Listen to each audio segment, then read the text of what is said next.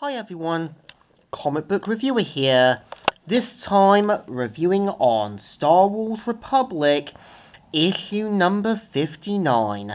Now, as you know, Star Wars Republic had some issues that were tied into the whole Clone Wars event, and this was before the whole 2008 cartoon that sort of messed with some events into the whole Dark Horse Clone Wars comics, and the best way I can describe the whole Republic events of the whole Clone Wars was a little more serious, grounded, and a little more less action-packed, and a little more driven without Ahsoka and other characters, and focusing more on the events of the war.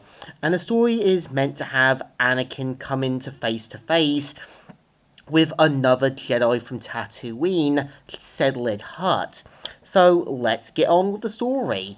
It starts off obviously on a desert-like world known as Argona.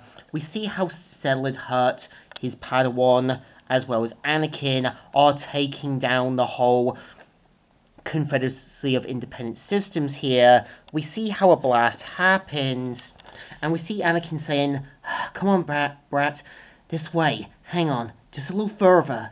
I fear I am dead, friend Anakin." And we see right away Anakin tries to save him, but it's no use. And we see Ced Hutt saying, "He is gone, Anakin Skywalker. Come, we must seek shelter. The enemy is beaten back at the moment." And we see how obviously due to Anakin's views and what happened to him, he still hates obviously Tusken Raiders, and due to Ced Hutt wearing a Tusken Raider mask, it's clear that he's letting his emotions, his anger, his prejudice, and his xenophobia kick in. But of course, we see right away how Ced Hutt and even Anakin see how obviously how Anagora is a bit like Tatooine. We see how one kind of speaks from wisdom and experience, while the other one had a more fairly not as bad life. But we kind of see right away how both Anakin and Ced Hutt view the situation, and Anakin saying, "Maybe I shouldn't expect anything more from a Tusken." But there's a Nikto, and like a Tusken, he understood the desert to become one. With the desert was for him a way to honor the life that he drew from it, as it is for a Tusken. And of course, this is Anakin wanting to believe he's in the right. This is him thinking Ced Hutt doesn't show any concern or care. And we see how, obviously, with some of the Republic forces coming through, we see how Kid Mardiwuni, as well as Barta Swan, have to go in to try and stop, obviously, the Confederacy on this planet and spreading from any more unnecessary problems. We see how they make their way to a cave, and right away have to deal with a Sarlacc, until, obviously, a creature known as the Gorga sees, obviously, the Sarlacc and sees it as a meal. And we even see how Anakin uses his thoughts and wisdom to see that the creature means them no harm. And right away, we see Ced Hutt saying, "Now, quickly, we need to reach our base and learn how our forces are doing." And they see right away the people of the planet are waiting until the sands die down so they can strike. And we see where they make their way to the whole hangar, and obviously having to kind of use whatever they have to get back to the sort of Republic forces.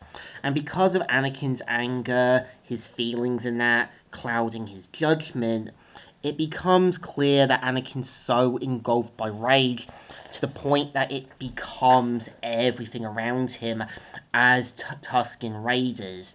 And him saying, "You want me so badly? You kill your own to get to me.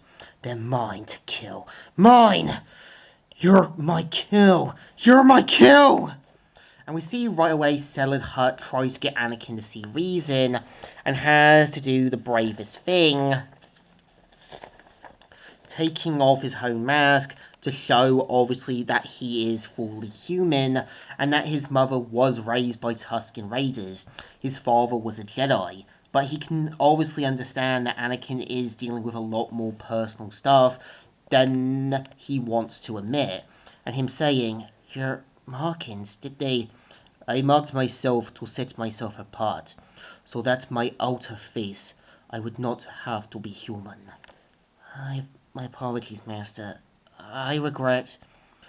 Neither your apologies nor your regret matters, Anakin."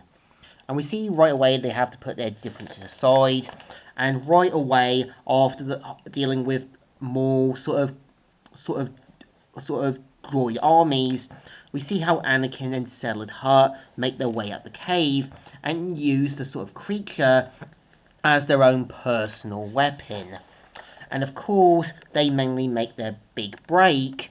And of course, Settled Hut and Anakin basically taking down the sort of droid army and the Separatist warriors.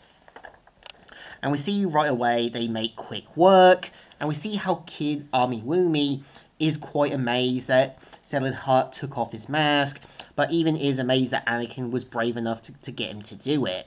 But they keep obviously quiet about obviously Anakin's personal history during the events of Attack on the Clones. And we see how obviously Settled Hut knows Anakin has to kind of come clean sooner or later, and hopes eventually that he can find himself again, but says, "But did you have the right to kill them? Would you do it again?" And this is Anakin saying, yes, not out of anger, but more like, I would have done it again anger. And this is the story. So I think here it's enjoyable, it's readable, and definitely works, because Settled Hut and Anakin are like foils to each other. They both grew up on Tatooine, they both basically lost someone they cared about during the Clone Wars, they both go down a dark path. It's just how they handled it is what made them into a different person. Anakin had to realize his mistakes at the end of Return of the Jedi and got rewarded. Settled Hut became too far gone to be helped and tried to restart the whole Sith movement by doing the Rule of One. It kind of reminds you that someone who is meant to be your foil might eventually become something far worse than you actually realized. Definitely good, definitely readable, so it definitely deserves a thumbs up. Still good, and still alright. So, Comic Reviewer here, signing out.